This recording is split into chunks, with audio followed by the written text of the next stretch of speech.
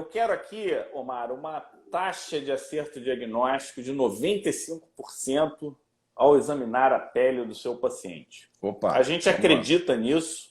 A gente tem hoje um curso focado no desenvolvimento da interpretação da pele para aumentar a acurácia e a assertiva diagnóstica. Mas um ponto que fica muito em aberto e põe até as pessoas em xeque é qual que é o papel hoje da inteligência artificial no diagnóstico, né? E aí a gente está hoje no Fórum de Câncer de Pele. Existe hoje, o que existe hoje de inteligência artificial ou técnicas de inteligência aumentada para que a gente consiga melhorar e aumentar a acurácia diagnóstica? Aí eu acho que talvez entre até na linha da Manu, com dermatoscopia, ou até com confocal. Como é que a gente está hoje nesse processo? Então, olha só, Fábio, foi bem interessante ver as novidades do Congresso Mundial com relação à aplicação de inteligência artificial no diagnóstico de câncer cutâneo, e particularmente estamos falando de lesões melanocíticas, né? Porque a gente sabe até de larga experiência aqui nos cursos com a Manu que para lesões não pigmentadas, para quem acompanha a gente no Dermato Expert, sessão da semana passada, retrasada, 2 semanas atrás, a gente teve uma experiência com um caso bem interessante, justamente tentando fazer dermatoscopia de uma lesão não melanocítica. O que acontece? A gente sabe que para as lesões melanocíticas o algoritmo ele é bem amarrado, né? Então tem vários trabalhos mostrando o seguinte, que se você pega, isso foi mostrado no Congresso, 5 dermatologistas que a gente chama de Board Certified, que é uma certificação, título especialista, né? Traduzindo aqui para a gente seria com TED, título especialista em dermatologia. E a gente coloca esses 5 especialistas interagindo numa sala.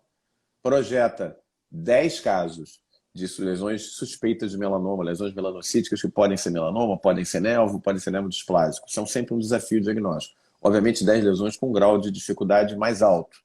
E são 10 dermatologistas com experiência. A gente fornece a eles a história clínica, as fotos clínicas do paciente e a dermatoscopia.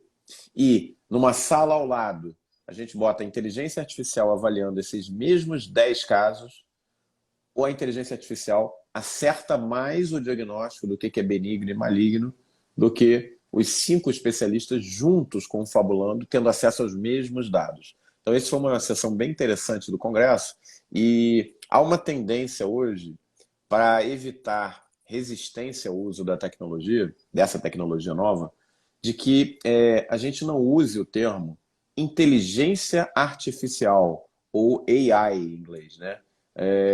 Mas sim o termo inteligência aumentada, para que a gente tenha a noção de que essa abordagem através de algoritmos não veio para substituir o médico, o dermatologista. Veio para quê?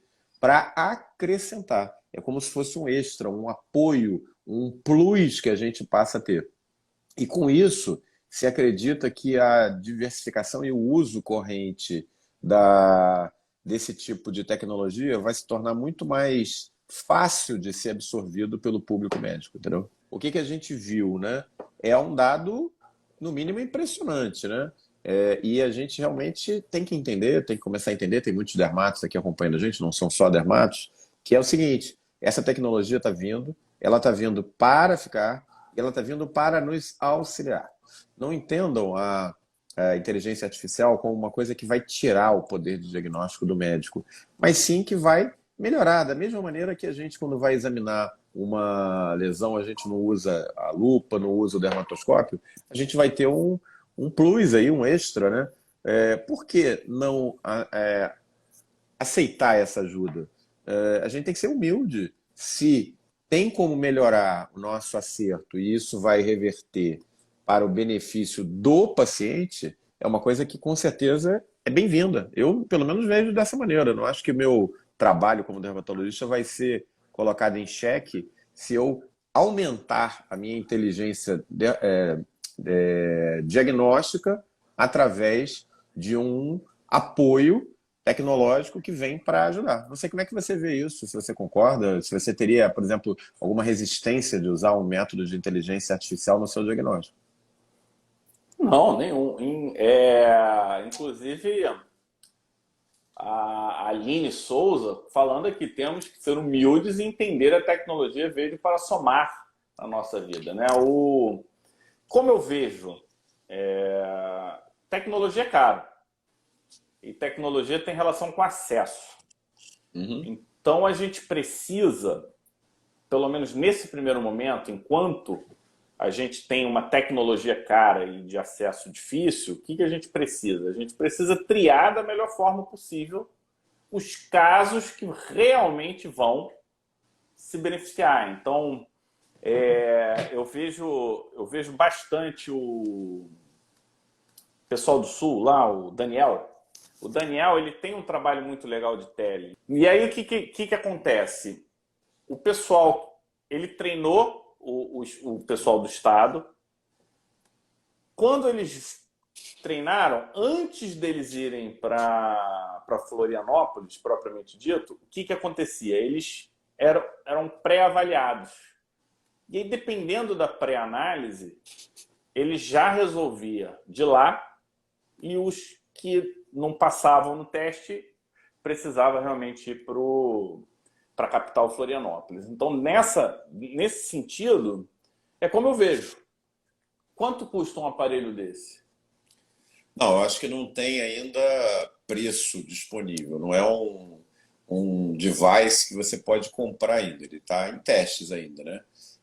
Mas é uma realidade que vai chegar em breve. Não foi apresentado a questão de teste, de empresas que já estão oferecendo, mas a gente já conhece alguns aplicativos até de celular em que o paciente está começando a apontar para as lesões e fazer diagnóstico. Isso é uma coisa que já existe, né?